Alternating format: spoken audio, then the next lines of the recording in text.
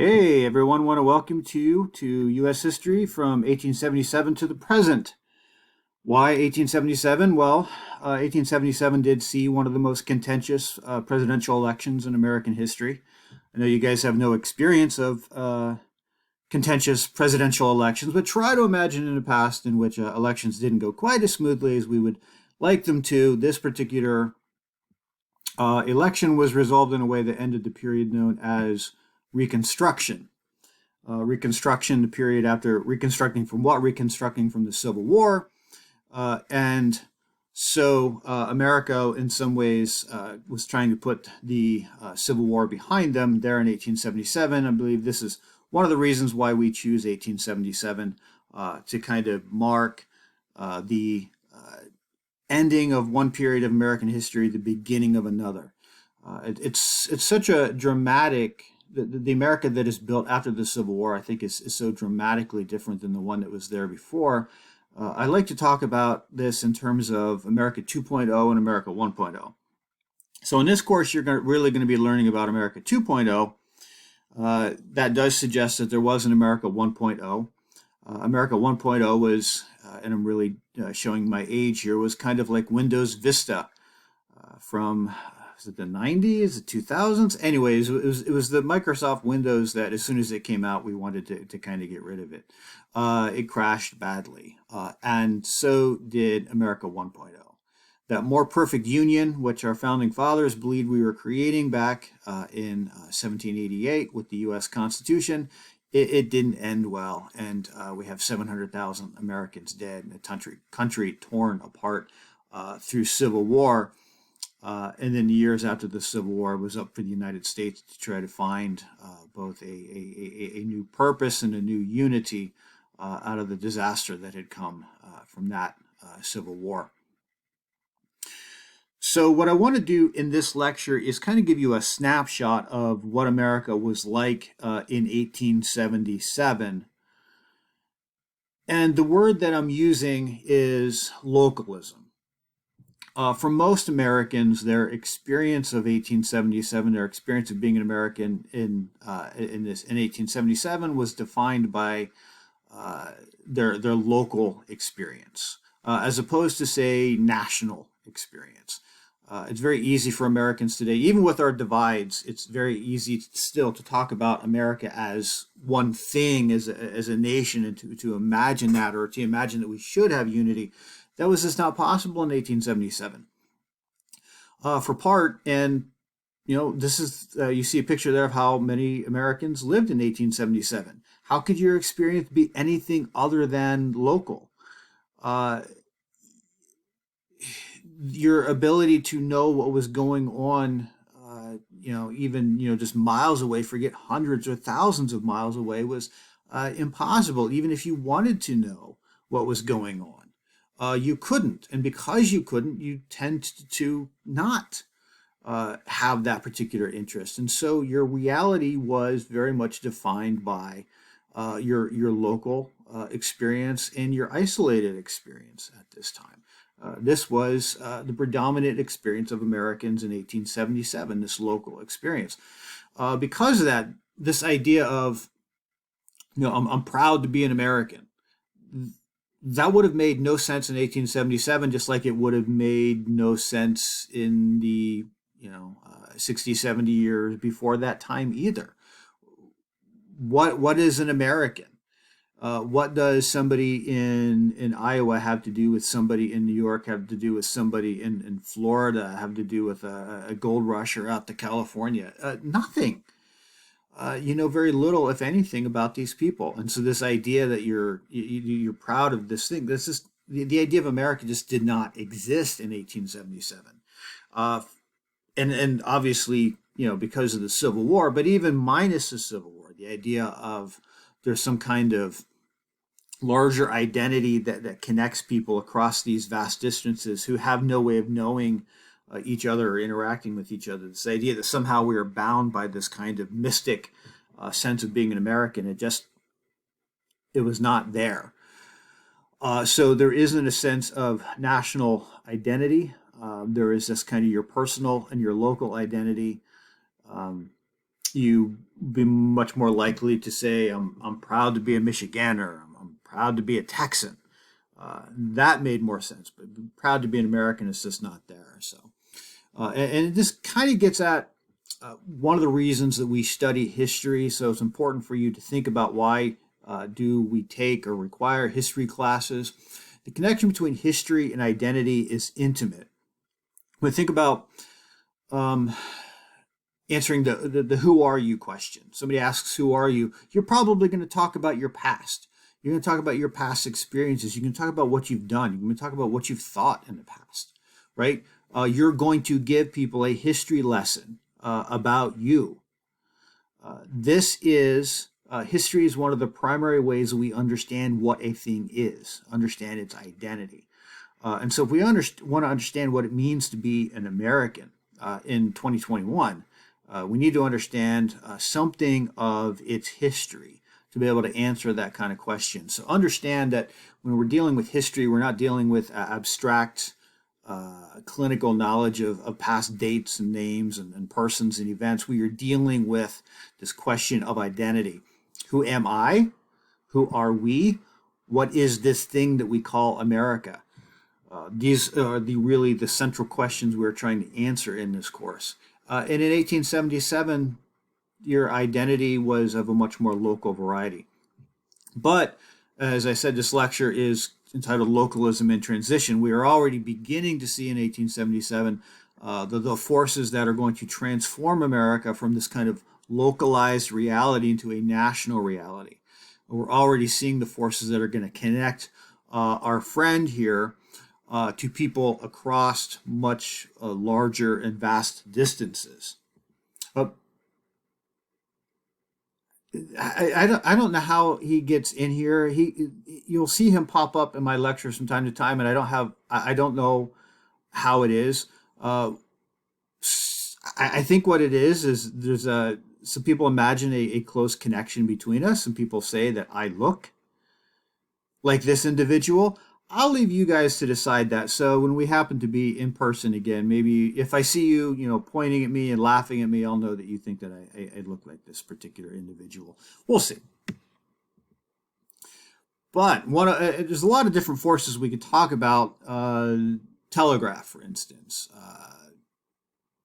But the one that really want to focus on in terms of beginning to build those national connections and national identity is the railroad. You guys played Monopoly before, I hope. If not, I need to have a conversation with your parents.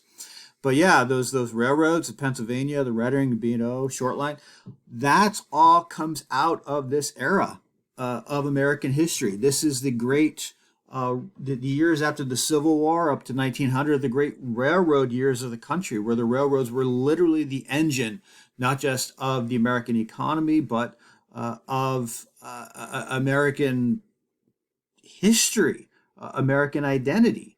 It's the railroads that are beginning to connect us across beginning to connect us across much larger distances and making possible experiences, interactions, and thus identities that were not possible there before. So we need to talk about the railroads. In 1870, there were between 1870 and 1890, I'm sorry, I'm going to stumble over my facts a little bit. I had to move offices. I boxed up all my lecture notes, and the lecture notes box is the one that got lost, so I'm trying to do everything from memory. Between 1870 and 1890, it's estimated that 80,000 miles of track were laid within the United States. Yes, there were railroads before 1870. There were railroads before the Civil War. Railroads were one of the things, they're carrying troops around, carrying supplies around. So the railroads have been around for a while, connecting, and you had a transcontinental railroad connecting, east to west of North America before the Civil War. What happens really in the years after the Civil War is just the connection of more populated urban centers, connecting into smaller towns, connecting into smaller cities, and in many ways making those smaller towns, smaller cities even possible. You can kind of see this from a map. Here's the railroad lines that existed in the United States in 1870. Here's the railroad lines that exist in 1890. Driven by an influx of British capital and just a broader desire to connect the United States. This railroad expansion, as you can see, is not just connecting kind of cities and states, but is connecting, smaller communities, farm communities. You can see by 1890 how many Americans would have had some kind of rail line. It's interesting. The railroads are connecting Americans, but rail lines and local experiences often divide them too. I mean, did any of you ever grow up in a town that has a railroad that runs through it? Any of you ever have to get stopped at a railroad light, wait for the rail cars to come through? Railroads still divide these communities in some ways, but from a broader historical view, the railroads are connecting Americans in a way that they had never done before. By 1890, the estimates are 7 million tons of freight being shipped on railroads. 500,000 tons of railroads being shipped. 7 million passengers traveling on railroads. Something that our guy in 1877 sitting in his little shack that we looked at probably didn't think about. Riding the rails, didn't think about traveling to another state. Now, by 1890, he's going to have the opportunities to do that because these kinds of connections are being made easier with the expansion of the railroads. And understand the interlocking nature of these changes. The railroads are connecting more of America, connecting what was urban America to rural America and small town America. It is connecting all of these up, transforming us from these localized economies into a national economy, at least one that did not exist before because of the railroad interconnections there. Creating experiences for people to travel over larger distances, from mail to travel more quickly over distances. All of this is creating a more common sense of being an American, having shared identity and shared experiences. But it extends beyond that too. To have this expansion of the railroad, what else do you also have to need an expansion in? What goes into to make up railroads? Some of you might be saying coal production. I come from coal country in northeastern Pennsylvania, so a lot of immigrant laborers coming in to work in coal there, so coal providing jobs. But steel, we had to get a lot better at steel. So in the 1870s, our yearly production of steel was measured in the tens of thousands.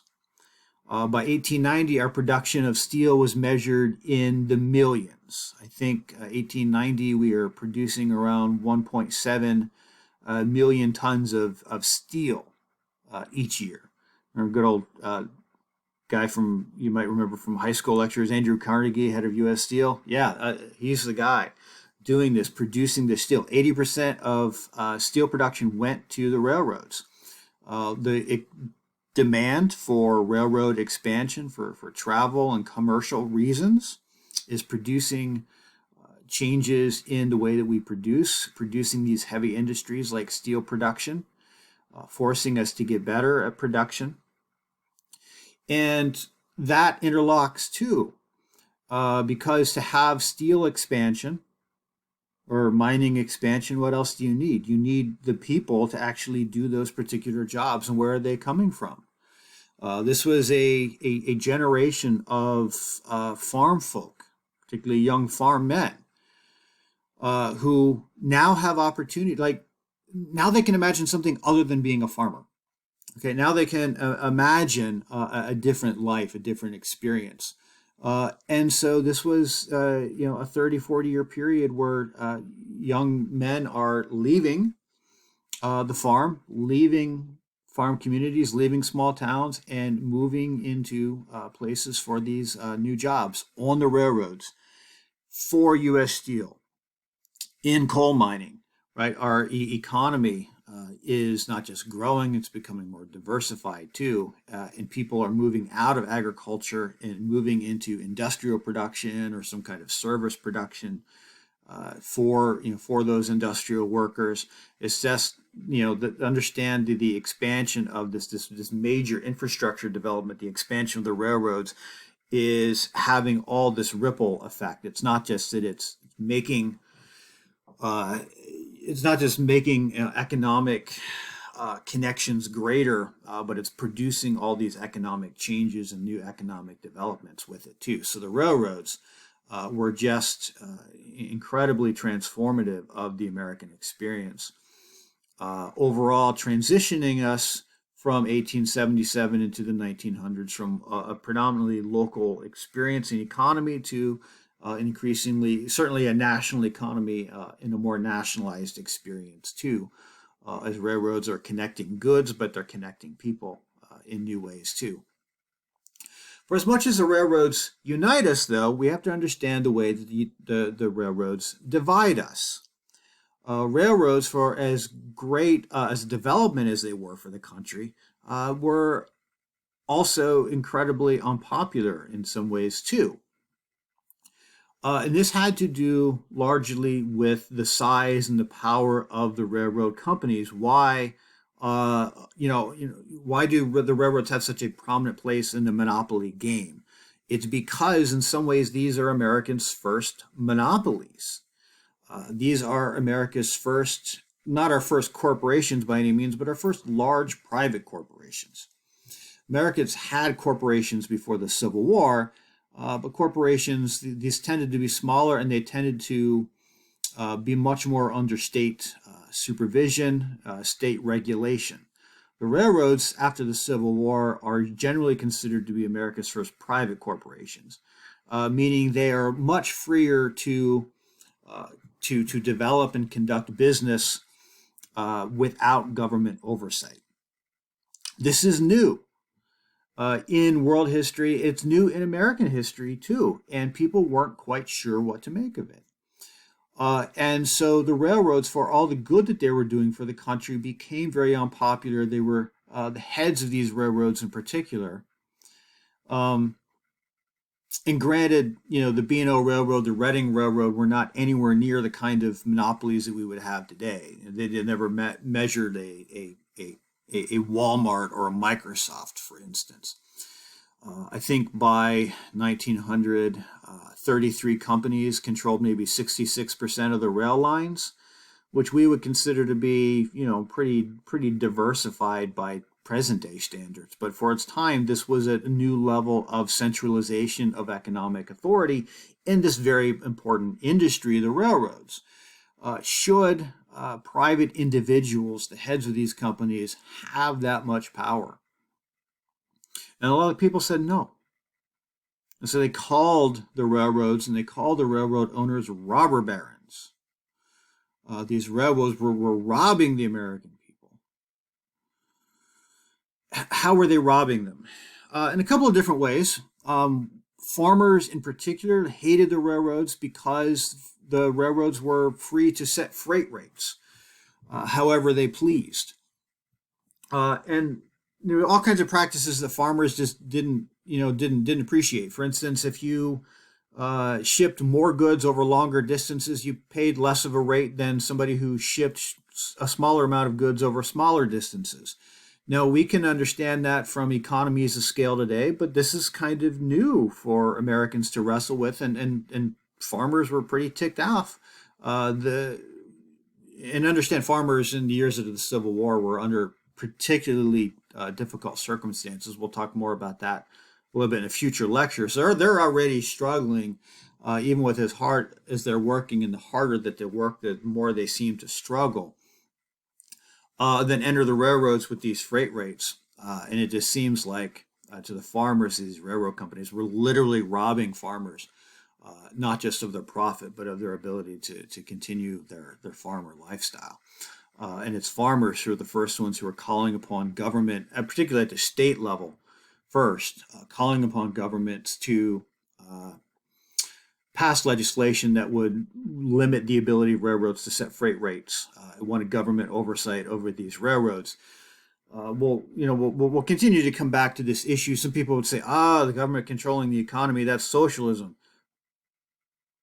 Not for these farmers. These farmers weren't socialists. These farmers were just, look, this new thing has entered into my life, this railroad, and it has a power over me in a way, and a deleterious power, right? It's ruining my ability to live, and somebody should do something about that. Who can stand up to these large corporations? Government. And the idea of regulating corporations in the public interest or the public good is something that had existed there in American history. In many ways, these farmers who are calling for these new regulations were conservatives, saying, let's go back to the older idea of the state controlling corporations. So put a pin in that. These railroads were seen as literally robbing Americans of their money. But in a more abstract sense, the railroads were seen as robbing Americans of opportunities. In the way that Americans understood a good economy. A good economy was one that was characterized by decentralization and characterized by abundant competition. This is what had made America America. The whole idea of kind of rags to riches or becoming a self-made individual was premised upon a free market of competition. And these railroads, in introducing monopoly into American life, led many Americans to say, and they weren't necessarily saying, wow, now I can't start my railroad company. They weren't necessarily thinking that. But they were wondering, as we accept centralization in the economy in the form of these railroads, where else are we going to accept centralization? Okay, we're accepting it in steel production. We'll see it in a lecture down the road, Standard Oil. And with the increasing centralization and control of the economy, you have it less likely that people are going to be able to be independent business persons. They're going to work for somebody else. They're going to be employees rather than the employers. So they are being robbed. Americans felt like they were being robbed by monopolies of being able to become self-made individuals. They're being robbed not just simply of money through freight rates and ticket prices. They were being robbed through opportunities as America moved towards a more centralized economy. And so this kind of love-hate relationship with the railroads in the years after the Civil War just kind of continued to grow as the railroads expanded, as people made more use of the railroads, both economically and socially, personally, in terms of travel.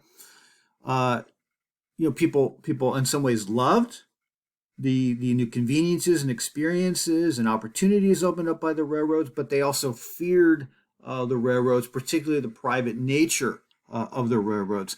This came to a head in 1877 in the Great Strike of 1877. We often think of why stop in 1877, why start the new section of U.S. history in 1877. Well, it has everything to do with the presidential election. Another reason to start to stop America 1.0 and to start America 2.0 is the Great Strike of 1877, one of the most devastating strikes in American history. So let's talk about this strike, shall we? So the Great Strike begins, understand America is in America would face three significant depressions in the years after the Civil War up to 1900. One of those fell in 1876, 1877. So we're deep into this depression in 1877. In Martinsburg, West Virginia, workers are asked by the railroad company to take a 10% pay cut, and they go on strike. And you might be thinking to yourself, what's a depression? everybody's struggling. Why not take the pay cut? Well, understand that these workers in Martinsburg, they had already been asked to work longer hours. A number of people have been laid off on the railroads, and so people who had been working, 10-hour shifts. I mean, the 8 hours was kind of the ideal, but rarely too many railroad workers actually had the luxury of working just 8 hours. So they worked 10, and now they're being asked to work maybe 12 or 14, or maybe even double shift to 16 hours. Because workers were cut, that meant that there were fewer workers to stock the cars, and so they were asking to double box the cars instead of loading one car an hour. Maybe your team's being asked now to load 2 cars per hour. So you're working longer, you're working harder, and now you're being asked to take a pay cut. And this was just too much for these workers. Now, this is not in any ways the first strike in American history, not even the first kind of industrial centered strike in American history. It goes all the way back to, I believe, 1803 was kind of considered our first modern strike in America. But there were even citywide strikes in places like Philadelphia in the 1820s, or New York could have a citywide strike, but they were localized strikes. If a strike got to a citywide strike, that's still pretty local. I mean, it's going to hurt that particular city, but it's not going to spread to other cities or to other states because, there wasn't the means for those strikes to spread. You kind of see where I'm heading now, right? The railroads strike is instantly portable. And so that's what you'll see. What begins in the Martinsburg, Virginia strike in 1877 very quickly spreads up and down the lines. It just follows the railroad. As workers strike in one place and news of that gets to another place. And those people say, yeah, they're asking us to do the same thing. We'll go on strike too. And this kind of spreads. The Great Strike of 1877 would last for 45 days. It would cross 6 states. It would ultimately come to a head in Pittsburgh, Pennsylvania, where thousands of federal troops had to be called in. 600 federal troops had to be called in to fight against 6,000 workers and their families. By this time, by this time of the strike, hundreds of miles of track had been torn up. Hundreds of engines had been destroyed. Thousands of freight cars had been destroyed by this point. I mean, this was not your typical strike. This ended up being a social uprising. And it wasn't just people who worked on the lines, it was their families. And you say, family, like, what's driving this? So why might a woman who stays at home works during this time, why might they hate the railroads? All right, imagine what it'd be like in 1877. How do you do laundry in 1877? You don't go put it in the machine and press the button like now, right? I mean, doing the laundry is an art form, and it's probably an all-day kind of activity. How do you dry that laundry once you've scrubbed your knuckles to the bone, getting those sheets nice and white? You hang it out to dry. You air dry. That's what you do. Enter the railroad. Talk about pollution. What kind of things are coming off those engines in 1877? Yeah, a lot of ash and soot.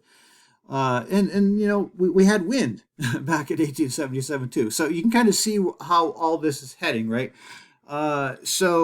Jane Housewife completes her, she spent several hours completing her laundry. She's hanging out to dry, and then the railroad comes through town, blowing ash and soot over all that nice laundry, and it's ruined. What I'm trying to say is Americans of all different classes and experiences had reasons to hate the railroads. That tension built up, and in 1877 it just exploded into what was not just an economic strike, but a social uprising. We need to understand the significance of the Great Strike of 1877 as a unifying event, but a dividing event as well too. We need to understand it in years after the Civil War. This is in many ways the first event that shows new unities in America, but also shows new divisions. Right? I mean, you're saying how could this possibly have been a unifying event? Remember, I said this strike occurred over 6 states, uniting states like West Virginia and Maryland, and connecting them to states like Pennsylvania. These states had been at war. They had been in civil war. Maryland was considered part of the South. These states had been at war with each other just 10 years before. Maybe 15 years before. Now we find individuals working across the Mason-Dixon line, working across the North and South line on a common cause. This was one of the first events in which Northerners and Southerners worked together on a common project. Of course, here's where the division comes in. What was that common project? Well, it was this destroying. It was revolution. It was destroying the railroads. It was entering in a new division, right, of this kind of new working class that is in formation around heavy industry, around heavy infrastructure like the railroads, this new class of workers running up against this new class of owners, the robber barons of the B&O and the Reading lines. And so understand the ways in which this is a unifying event. It's I wouldn't say it's national, but it's multi-state, right? It's 6 different states. But it's also showing these new economic divisions within America too, as these two classes, these new industrial workers and these new owners, are coming into conflict with each other for, in many ways, the first time. So I kind of want to end with how did people make sense of the Great Strike of 1877? Because there's one thing to work through the details of a particular historical event. What really matters is what sense do people make of it after it's over. Right, that's what we need to know as historians, is how are these things interpreted? And what we see is conflicting interpretations, honestly. If we look at what the owners of the railroads themselves and law enforcement, what they said about the Great Strike of 1877, why it occurred. That individual up there in the corner of the screen, they pointed their fingers at him. Who is that guy? I'm going to assume that somebody's raised their hand and said, oh, it's Karl Marx, the theorist of communism, the author of the Communist Manifesto, which led to communist uprisings in Europe in 1848. These railroad owners are saying Karl Marx is in America now. Our worker, this is how a lot of their responses went. Our workers are happy. They were content. And then we've let these Europeans in from Ireland and other places. We've let them come into our country. We've let these Germans come into our country, and they're whispering Marxist thoughts and Marxist revolution, the ideas of our otherwise happy American workers. And so the response of the railroad owners and a lot of law enforcement was kind of twofold. On one hand, they began pushing for immigration restriction. America should not be a place that allows immigrants, in this case even from Europe, to come in. Of course, our first immigration restriction would come in 1882 with the Chinese Exclusion Act. And we'll see you'll see in your reading, particularly in the Gerstle book, of how immigration restriction between 1880s and the 1920s becomes almost complete. We almost completely shut America off from the rest of the world in terms of immigration. But there's a push beginning here in the 1870s by these railroad executives. We got to stop letting these Marxist radical anarchists, revolutionaries into our country who are corrupting the minds of our otherwise content workers. So we need to close the door, stop letting these Marxists into our country, but we also need to supervise them more. And the rise of a new kind of anti-labor spy group, the Pinkertons. The idea that well, you see, we never sleep. Railroad executives began hiring Pinkertons to spy on their workers and to make sure that there was no kind of labor activity or labor organizing going on. And Pinkertons began infiltrating all sectors of the American economy, paid for by the owners of these new corporations. So an increasing crackdown, if you will, on American workers. We need to keep them more in line so that we don't have a social uprising like this before. Well, that's kind of how the owners and a lot of law enforcement thought of these revolts. But, there's usually more than one side to a story. What about the workers themselves? Go away there. How did they respond to this? And the workers themselves, well, they didn't write things, but their organizers, their leaders did. And so what I want to show you is some text from one of the articles. This is written in September of 1877, so a few months after the strike.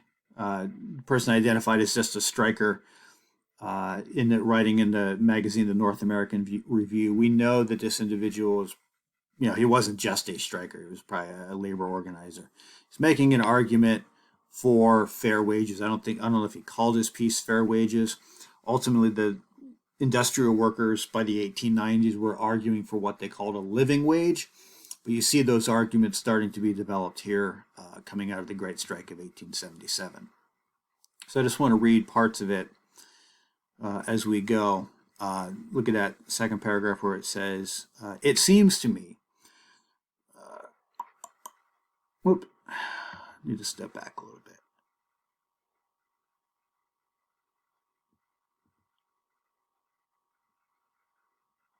No, that's where I wanted to begin. All right, sorry about that. It seems to me that power has gotten so fixed along in one set of hands that things are settling down into a condition like what my father left behind him in Europe 40 years ago, and what stands there still. I mean, the slavery of labor. They actually cut off a part that I was used to reading. What this person talked about was he began with basically a family history. So my father came from Europe. Millions of Europeans came to America, and he said, "These are the hands that built America."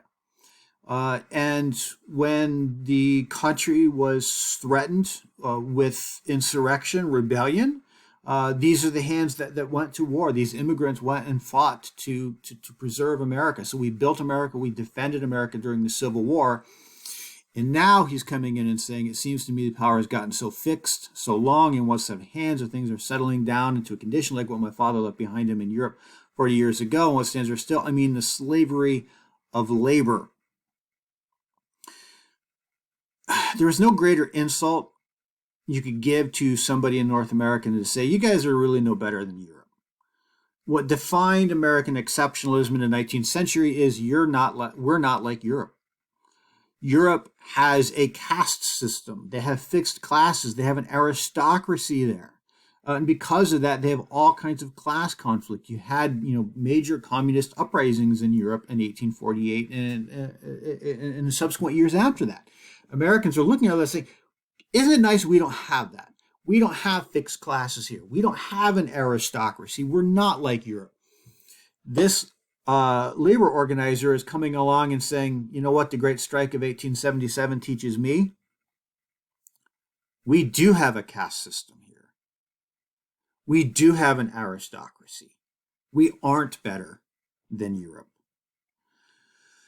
A heavy insult and a heavy warning being paid. We are sick of this game. We are so weary of looking around for some sympathy or spirit of justice and finding none. We turn to each other and form brotherhoods and unions, an army of labor officered by this skilled mechanic. Skilled mechanic is another term for skilled laborers. These are the first labor organizers. or at least the organizers leading were the skilled workers. This is an organized force now in process of formation and prepared to meet the great questions of our age. Is labor any rights? If so, what are they? Our claim is simple. We demand fair wages. And so what is their lesson from the Great Strike of 1877? We can't look to the railroad executives to help us out. They are the ones who are ruining our lives. They are the ones robbing us of income, robbing us of health by how long they're making us work and how hard they're making us work. We can't look to the government. The government's not helping us. The government's the one that's sending in troops to break up our strikes. So where do we look? We have to look to each other. We have to form labor unions. We have to grow the union movement.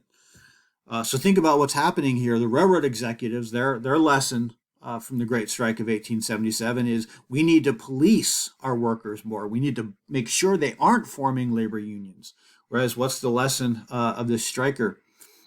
We need to form more labor unions.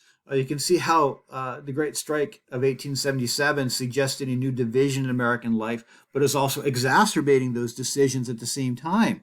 What we'd expect to find in the years after the Great Strike of 1877 is, in fact, what we find. Increased efforts at labor organization, increased conflicts, increased efforts to break them up, and increased strikes.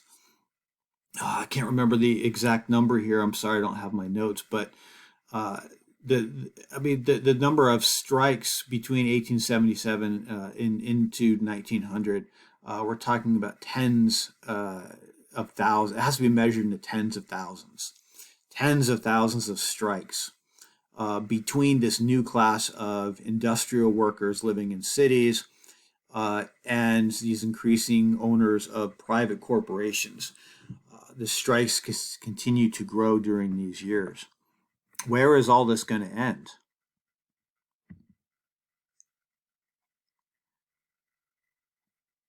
You see him making an argument. It's manifestly unjust. A working man should be subject to underwages in bad times if he is not the equivalent of overwages in good times. You know, we would accept a 10% pay cut if, when the economy is going good, like you overpaid us, you gave us raises, but that's not happening. And so an argument is being made here for fair wages, and particularly it's an argument that's going to be leveled at the federal government to set some kind of minimum wage or to exert some kind of control over corporations to ensure a living wage for this new class of workers. If this doesn't happen, if they remain unresponsive, if the government remains unresponsive, where is all this going to end? The capitalist must not gamble with the bread of the working man, or if he does, let him regard where that speculation led France 100 years ago, when the financiers made a corner in flour and the people broke the ring with the axe of the guillotine.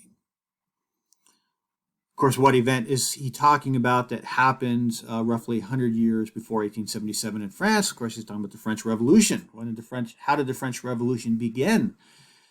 He's saying the wheat growers, the financiers, cornered flour. They had a monopoly, and people were starving. And so, what did they did? They did what this worker saying, is the rational thing to do. They broke up that monopoly. The people acted to break up the monopoly in a revolutionary kind of way, and people lost their heads, literally. They lost their heads over this. Again, this comparison between the United States and Europe. He's saying, you think you're immune from the kinds of conflicts that have existed in Europe throughout its history. But when you start oppressing the working classes, when you start oppressing the poor, when you make it impossible for them to live, to exist, when you start robbing them of opportunities for self-advancement, you're going to have exactly the same kinds of conflicts that Europe has. What is the Great Strike of 1877? What is the lesson for this particular striker? We aren't different than Europe. We have exactly the kinds of conflicts that Europe has. We have them here because he's saying we used to be whether it's true or not, this is at least the history he's working with. We used to be a place of self-making. We aren't that anymore. The rise of the railroads, the rise of the private corporations, the rise of the robber barons means that we are no better than Europe. We have exactly the kinds of class conflicts that they have.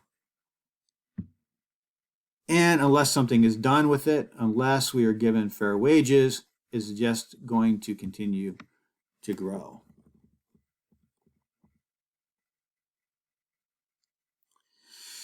And so understand America in 1877, it's localism in transition.